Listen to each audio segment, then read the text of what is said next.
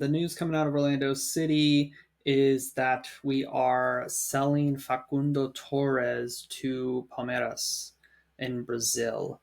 And so there's a couple different lenses to look at it from an Orlando City, the team perspective. He's been our goal scoring leader. He's been the guy on the pitch whenever we've had another player who is like the guy. So thinking of like Luis Muriel when he came in, and Nico Lodera when he came in, like there was always this little weird like power dynamic that they struggled with, and like it taking them out of the team seemed to help Facundo Torres just like be the guy for this team. And so he's kind of been that offensive leader for us. He scores the goals.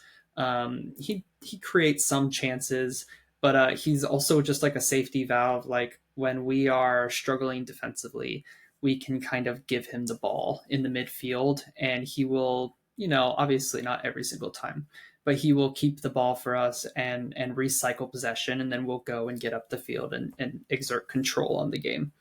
And so he's always a guy who has been really good at that. And also, he's worked very hard defensively over the years.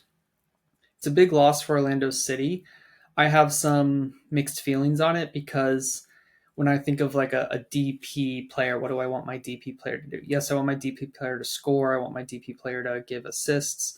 But I also want my DP player to like impact the attack in non-goal scoring or assisting ways, like being more creative, being more dribbly, taking shots.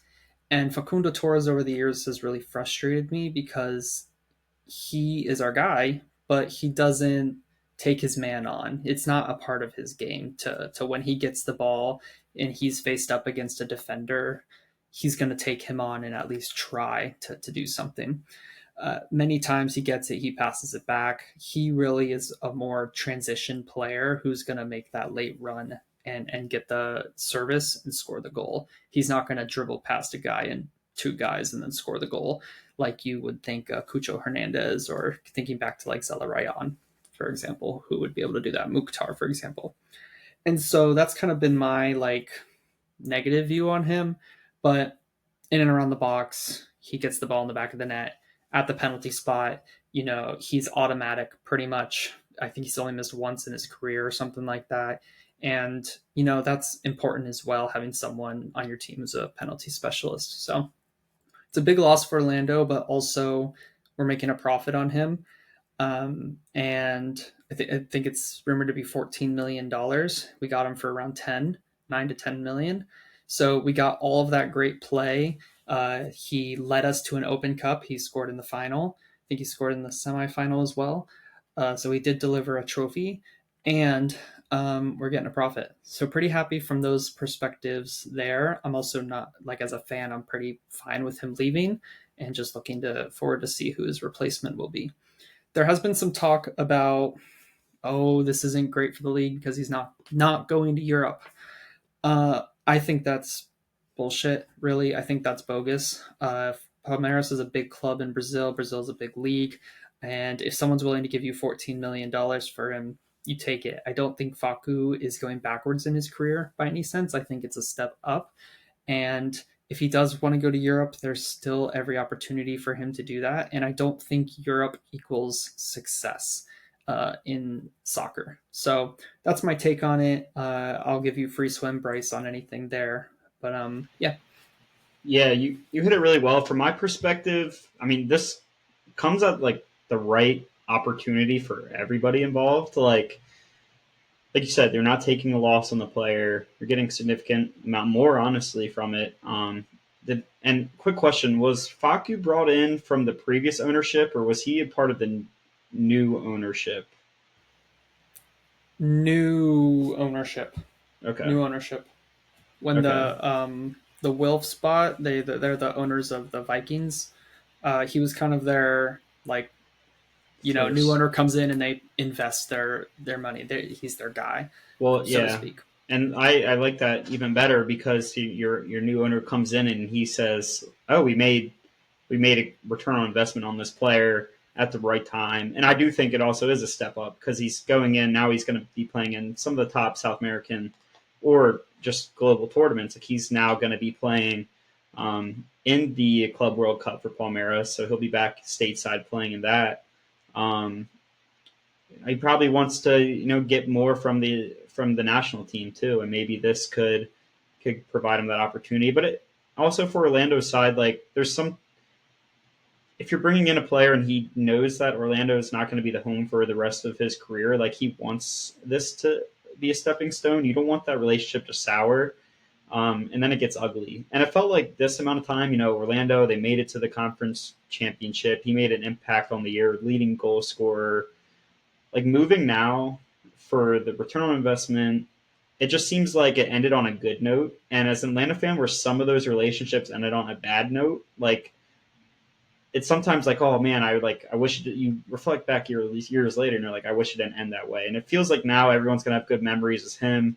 It was right move for the club, and yeah, I'm excited to see if they can get a player that can maybe scare teams more. Like when you're saying the players that can like take over a game, like you obviously don't want the DP to have like everything to fall in his hands, like Mukhtar, for example. Like Nashville, he can only do it for so many years with just him that attacking third. Um, but then again, like that's why you get those players to do it if they need to. And Facu Torres, great player. But like I feel like when you think of like the best players in the league and those players that can like take over games, Cucho, Buanga, like Faku just like was in that tier below. So now I'm curious to see if Orlando can nab a player in that tier one. So I think it's a good opportunity. I could see them maybe breaking their incoming transfer record on an XDP. I don't know, but the ownership group probably feels pretty good about this return, and I think it adds a little exciting thing to the Orlando offseason because you're like, we're just short. What can we do to make our team better? And this is now an avenue where we can maybe find a fit that can maybe get the most out of Moriel. Maybe year two is going to take off. Maybe we can get a player that can like supplement each other a little bit better. So I'm happy it's Palmeiras. Instead of Liga MX with Cruz Azul. I really don't want to send a lot of our players over there every window. I would prefer to compete with them. I feel like Yakumakis was an exception for me because I love that return on investment, but I don't want to see that every single window where they're like starting to get our DPs over there. Um, so yeah, I like the move overall. I'm happy how it turned out for Orlando and for the league. Yeah, two things, and I actually wrote them down this time, so I'm not going to forget them. Your first point around like this is a good time to sell, like well, that's one thing I think Orlando does really well that a lot of clubs I don't think do very well is Orlando sells at peak value, I think, and they're not afraid to sell even when it doesn't feel like there's still it's still up in the air. Like, oh, could we have held on to him for one more season and gone again, right?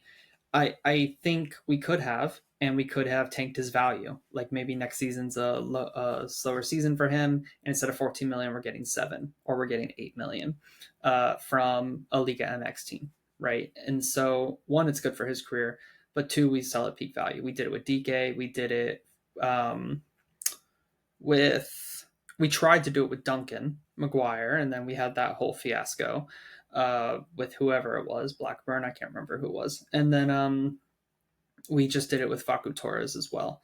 And so selling at the right time when it's not a 100% oh we want to get rid of this player. I'm sure we'd like to keep this player, but also we can get the money and reinvest and then keep somebody for 3-4 years and then go again. My second thing was your point about Faku being that tier below. I've been saying for years that I want Faku to be our second guy. Like he was not that tier one quality. I think that's a perfect way to put it. So I thought he should be a second best attacker in our attack, and he was always our best attacker. And I think that's where our limitations came. I do wonder if that is something that he will enjoy at Palmeiras. Like maybe they have, I don't know their squad, but maybe they have another winger there who's just that step above him. And so he can be the second guy and he can just go about his business and score goals on transition like he always does. Yeah, Palmeiras they have a good attack, so Okay. I'm Yeah. sure he'll appreciate that. They have like Roni, who's there right now. I think they're still looking at Europe as well Yeah. to get someone. So yeah, they're loading up for the Club World Cup, and like it'll be like it adds a new element to watch it. Like I think Palmeiras actually comes near me in the tournament, either Philly or DC. So like it'll be cool to see him back in the league. But yeah, I like the move and curious to see if they can rally around signing this winter, which I feel like they should. But it's sometimes hard in some of the markets when they're mid-season and you're in the off season. So DP watch on their end though for an attacker.